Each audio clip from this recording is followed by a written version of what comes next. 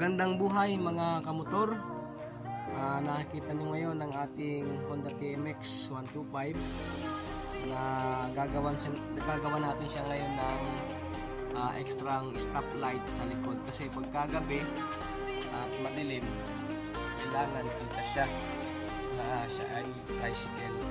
Ngayon yung ilaw na ating gagamitin, ito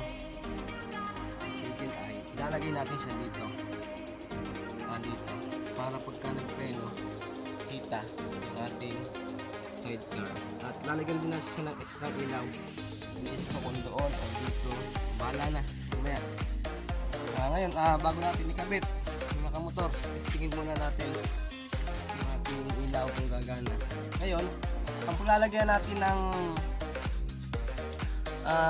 itong extra ilaw dito mga kamotor sa ito, yung brake switch. Yan, brake switch. Yan, ilalagay yung ating extra ilaw. Okay, sige, testingin na natin. Yan, kung mapapansin po ninyo,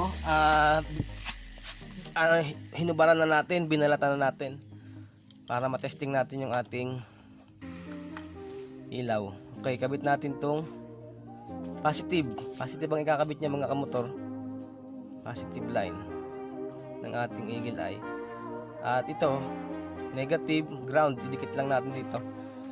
Okay, alin natin yung preno, tingnan natin. Okay, yan, gumagana na. Yan ang foot brake. Okay, gumagana na rin. Pwede na natin siyang ikabit at lagyan ng linya.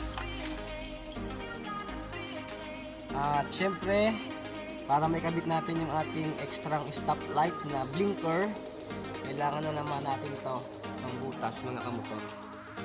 Para mabutasan natin dito natin ilalagay.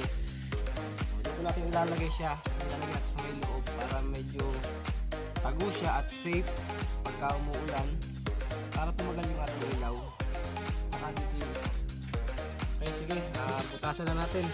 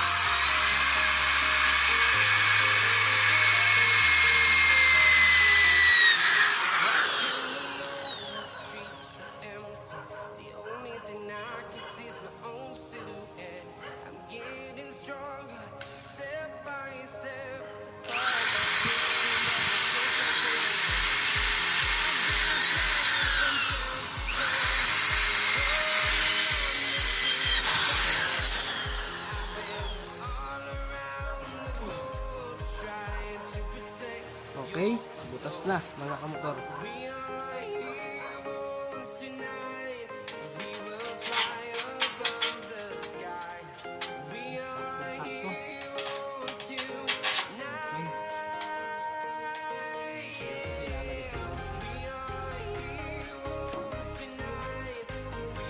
Okay, ito na po siya, nakakabit na po siya.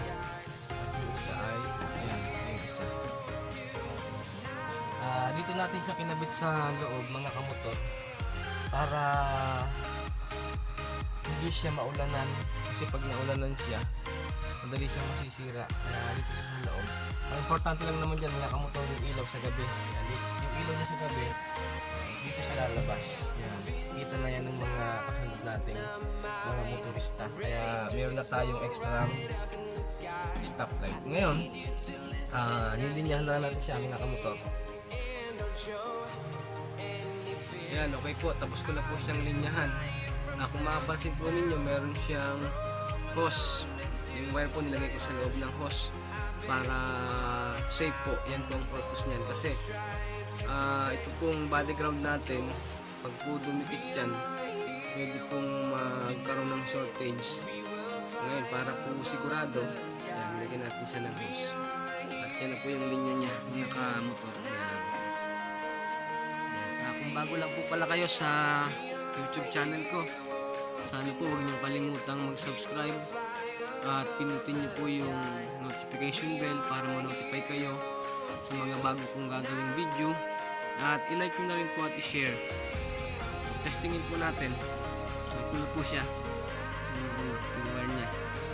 Pinabit ko na po siya sa brake switch. Testingin po natin. Okay, handbrake.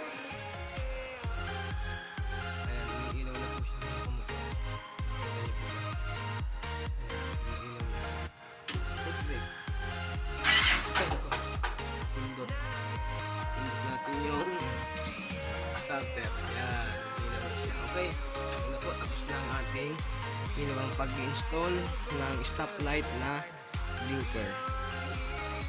Okay, hinintay natin magdilim mga kamotor para makita natin yung actual na ginawa natin kanina. Kung maganda ba siya o ano. Sige, i-ano natin mga kamotor. I-try na natin.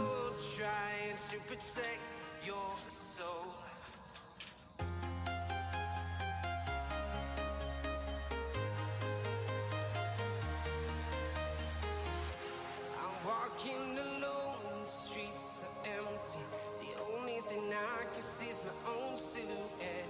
I'm getting stronger, step by step. The clock is ticking, but there's no time for regrets.